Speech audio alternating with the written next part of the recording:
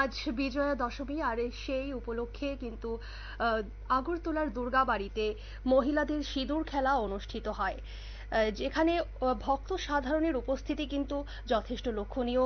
দশমী যাত্রা এবং সিঁদুর খেলার দুর্গাপূজার অন্যতম গুরুত্বপূর্ণ আচার।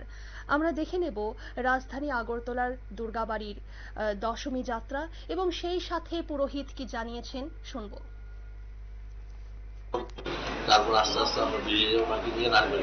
কি কি আয়োজন ওখানে থাকবে তো ব্যান্ড থাকবে, রাষ্ট্রীয় সালামি থাকবে, প্রতি বছর কিরকম লোক সমাগম হয়? লোক সমাগম তো প্রচুর লোক সমাগম, কিন্তু লোক সমাগম হয়েছে এখনো।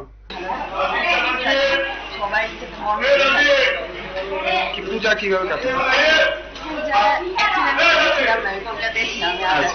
আচ্ছা, আজকে আসতে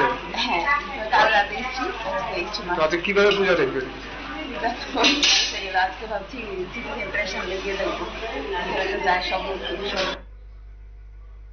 আমরা দেখে নিলাম এবং সকাল থেকে কিন্তু আগরতলার দুর্গাবাড়ির ঐতিহ্যবাহী পূজাতে কিন্তু সকলেই সিঁদুর খেলায় মেতে উঠেছে।